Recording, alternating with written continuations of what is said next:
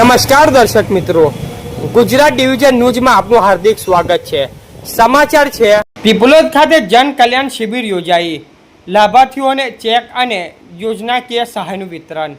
દેવગઢ બારિયા તાલુકાના પીપલોદ સ્થિત કમલ હાઈસ્કૂલ ખાતે પ્રધાનમંત્રી નરેન્દ્ર મોદીના દૃઢ નેતૃત્વ હેઠળ સેવા સુશાસન અને ગરીબ કલ્યાણના 12 વર્ષ પૂર્ણ થવાના અવસરે જન કલ્યાણ શિબિરનું આયોજન કરવામાં આવ્યું હતું।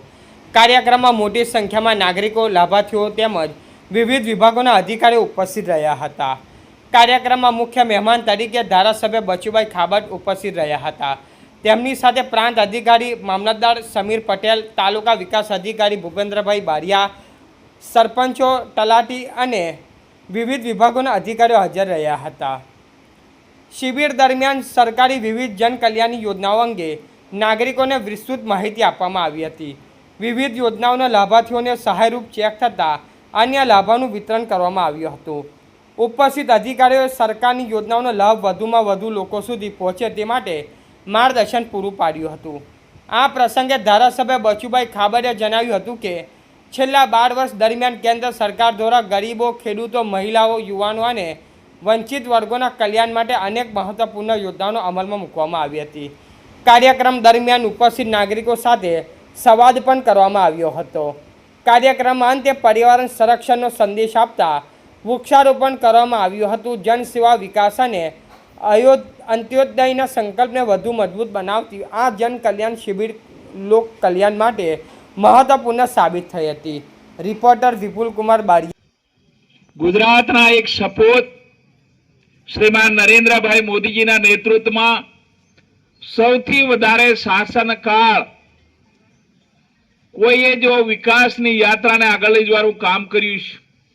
સતત 12 વર્ષ દેશના વડાપ્રધાન ઐતિહાસિક દેશનો વિકાસ, ગામડાનો વિકાસ, વ્યક્તિ સુધી પહોંચવાનો જેને પ્રયત્ન કર્યો છે, એ 12 વર્ષની ઉજવણીના ભાગરૂપે સમગ્ર ભારત વર્ષના 800 જિલ્લાની અંદર જલ કલ્યાણની આજે શિબિરો ચાલી રહી છે અને એની અંદર જે લાભાર્થી છે વ્યક્તિને અનેકવિધ ભારત સરકારની યોજનાઓ છે, ગુજરાત સરકારની યોજનાઓ છે, તાલુકાની છે, લોકોની જરૂરિયાત મુજબના એમની માંગણીવાળી યોજનાઓ સ્થળ બેઠે આ જિલ્લા પંચાયત સીટમાં આજે કમલ હાઈસ્કૂલના નેજા હેઠળ આપણે વિતરણ કરવા જઈ રહ્યા છીએ।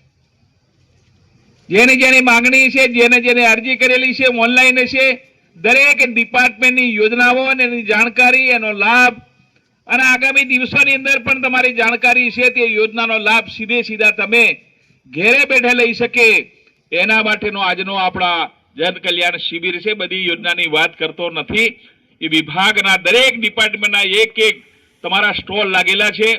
દીકરા દીકરીઓ પણ મેં આવતે જોયા છે, એ પણ જાતિના દાખલા, જે કંઈ દાખલા છે એ પણ આજે સ્થળ પર મામલતદારશ્રીનો છે, ટીડીઓશ્રીનું, વિવિધ વિભાગનું છે, આરોગ્ય છે, એનું પણ આયુષ્યમાન કાર્ડ છે, વૃદ્ધ પેન્શનની બાબત છે, અનેકવિધ યોજનાઓનો લાભ આજે આ મંચ પરથી મળવાનો છે। ત્યારે સમય ખૂબ થયો છે, લાંબી વાત કરતો નથી, પણ આ મંચની અંદર જે કંઈ લાભાર્થીઓ આવ્યા છે હજુ બાકી છે એને જાણ કરીને પણ જે તમારે લગતી યોજનાનો લાભ આજે સીધો આ મંચ પરથી આપીને આગામી દિવસોની અંદર જે મોદી સાહેબનું વિઝન વિકસિત ભારત 2047 છે એમાં વિકસિત દાહોદ છે, વિકસિત બારિયા તાલુકો છે, તમામ યોજનાથી ભરપૂર આવનારા દિવસોની અંદર આ દેશની આઝાદીના જ્યારે આ 50 વર્ષ ઉજવીશું ત્યારે આ યોજનાઓ લોકોના ઘર સુધી બધાને પહોંચવાની છે।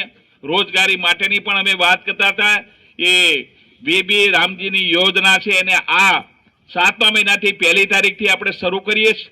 ટોટલ ટેકનોલોજી સાથે તમામ પરિવારોને રોજગારીની તકો ઘેર બેઠે પૂરી એને મળશે અને એના જે કંઈ પેમેન્ટ છે પણ એના એકાઉન્ટમાં સીધું થાય।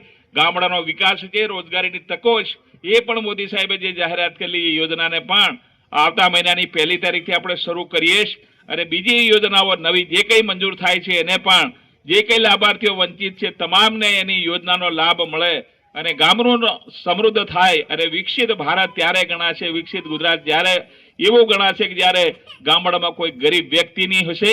સરકારની તમામ યોજનાઓ સીધી ઓનલાઈન એને મળતી થાય એના માટેની આપણી આ જન કલ્યાણ શિબિર છે।